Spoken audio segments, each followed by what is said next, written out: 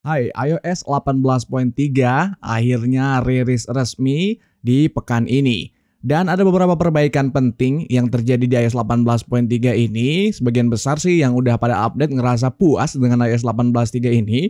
Walaupun sebagian yang lainnya masih ada juga yang ngerasa masih ada bugs yang terjadi. So, perbaikan apa aja dan update apa aja yang terjadi di iOS 18.3? Langsung aja kita mulai journey-nya.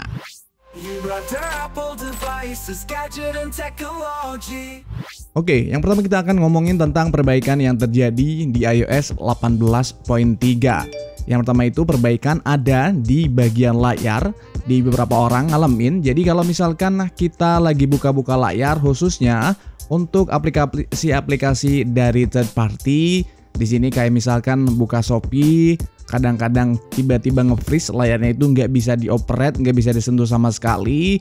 Kita tinggal close aja dan tinggal kita kill aja apps-nya lalu buka lagi, lakukan aja kayak gitu. Selain itu ada juga ketika kita ngebuka Tokopedia, Lazada dan Blibli, beberapa orang mengeluhkan kalau membuka e-commerce atau aplikasi-aplikasi dari pihak ketiga non-Apple itu ternyata banyak banget yang ngalamin freeze di layar. Tapi kalau sekarang di iOS 18.3 kalian masih ngalamin hal yang serupa, jangan lupa juga lakukan update di aplikasi-aplikasi tersebut. Kita masuk ke App Store di sini, klik akun kita dan teman-teman bisa lihat di sini akan ada aplikasi-aplikasi yang minta diupdate ke versi yang terbaru. Tinggal klik aja di sini update all biar aplikasi-aplikasi ini juga melakukan update dari versi yang terbaru. Oke, bugs kedua yang diperbaiki adalah di bagian kamera ini. Di beberapa orang yang dari 18.2.1 itu ngalamin kalau kameranya pas dibuka kayak gini tuh ngeblank hitam, atau pas dipindahin dari kamera belakang ke kamera depan gitu ngeblank hitam.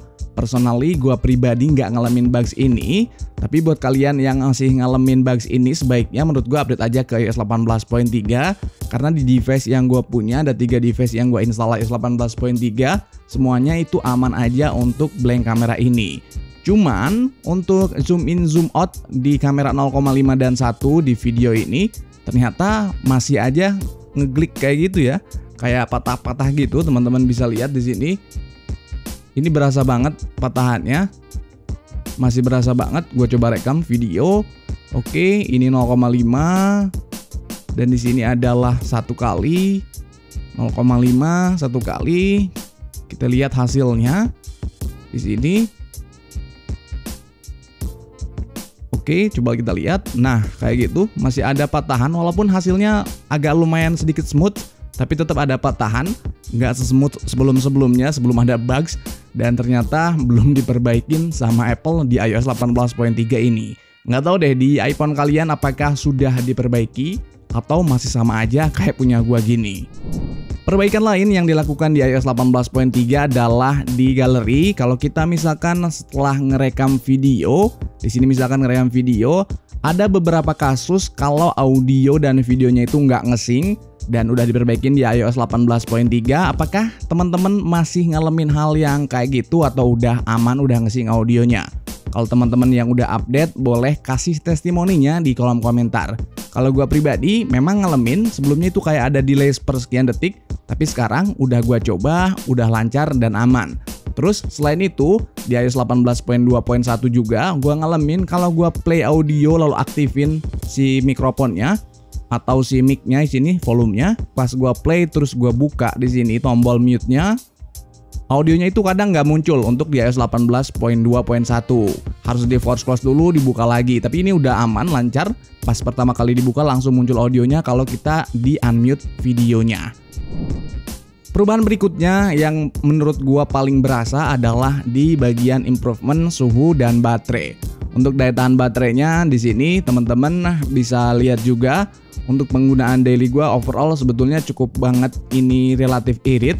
Udah ada di 5 jam lebih ya, walaupun dari 100% itu atau dari berapa persen ini nggak nyampe 100%, dari kurang lebih ini tuh 80%an, 80% sampai sini itu bisa sekitar 4 jam lebih ya, karena Waktu di depan juga harus dihitung di sini. Sebelum dicas juga ini terhitung. Jadi kita hitungnya dari 80% sampai sekarang 43%, itu sekitar 4 jaman. Overall ini cukup baik untuk daya tahan baterai. Dengan penggunaan yang memang tidak begitu intens, cuman lebih ke mayoritas sosial media dan paling sesekali editing dan buka marketplace aja. Untuk baterai health-nya juga di sini tidak ada mengalami penurunan, masih sama aja kayak kemarin-kemarin 92% untuk baterai health-nya. Oke, lalu berikutnya gue juga pengen nginfoin untuk size update-nya, tadi lupa di-mention di awal. Size update-nya ini dari 18.3 RC, gue update ke iOS 18.3, relatif kecil, cuman 385,9 MB. Tiap iPhone tentunya akan berbeda-beda, tergantung tipe iPhone-nya apa dan start dari iOS berapa di update-nya.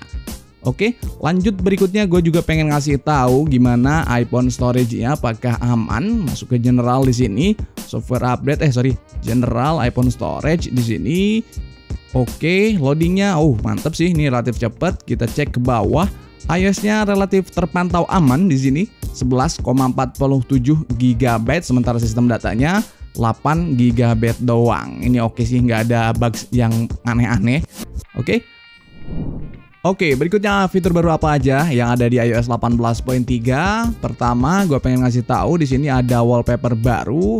Kita bisa lihat di sini kalau kita pilih untuk memakai wallpaper baru, ada varian baru di Unity ini, yaitu di sini ada wallpaper untuk memperingati sejarah kaum kulit hitam, di mana Apple memang cukup rajin untuk membuat wallpaper yang berhubungan dengan kemanusiaan. Dan sekarang ada berapa yang baru ini kita bisa hitung, 1, 2, 3, dan ada 4, 5, ada 6 dengan tema tadi Unity dari memperingati sejarah ras kulit hitam. Misalkan kita pakai yang ini, kurang lebih kayak gini, wallpapernya sebenarnya biasa aja, cuman desainnya cukup bagus, cukup menarik, kurang lebih kayak gini.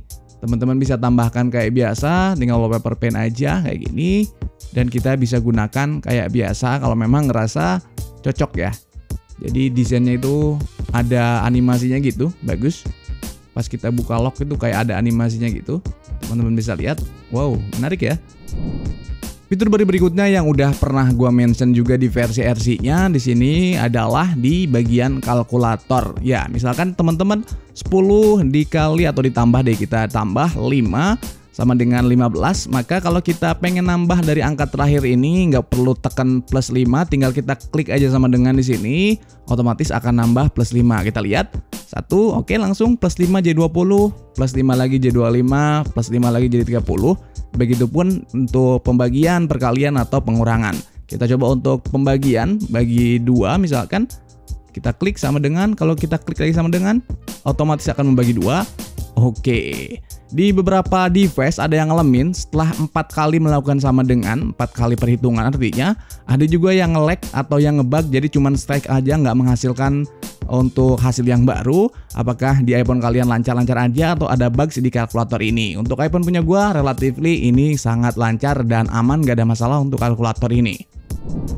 Nah, selain 2 fitur tadi, ada juga fitur yang khusus untuk iPhone 15 Pro sampai iPhone yang terbaru, artinya yang sudah support Apple Intelligence, yaitu adalah di Visual Intelligence. Yang pertama, di mana Visual Intelligence-nya itu sekarang boleh dikatakan lebih pintar. Dia bisa ngedeteksi mana animal, mana plant, mana sebuah hewan atau mana seekor hewan, dan mana sebuah tumbuhan. Dia bisa lebih pintar untuk ngebedain keduanya.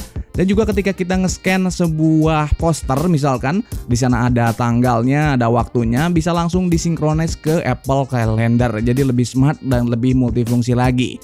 Selain itu ada juga fitur yang terbaru yaitu Summarize, di mana di Summarize ini di fontnya itu kayak dicetak miring gitu. Cuman untuk beberapa aplikasi, khususnya aplikasi news, Summarize ini untuk sementara dinonaktifkan oleh Apple karena ada beberapa Summarize yang misleading antara konten dari isi newsnya, isi beritanya dengan apa yang dirangkum. Jadi malah salah info gitu, malah misleading. Jadi untuk sementara Apple untuk mengantisipasi kemungkinan buruk jadi salah info orang, dia lakukan menonaktifkan untuk fitur Summarize khusus di aplikasi-aplikasi news. Oke, gimana menurut kalian di iOS 18.3 ini sejauh yang kalian pakai selama beberapa hari? Dan buat kalian yang mungkin sinyalnya hilang, boleh juga cek tutorialnya, gue udah bikinin. Itu merupakan tips yang bisa ngebantu kalian, siapa tahu sinyalnya bisa balik lagi. So, terima kasih telah menyimak video ini sampai selesai. Thank you for watching, tonton juga video gue yang lainnya. See you in the video, bye-bye.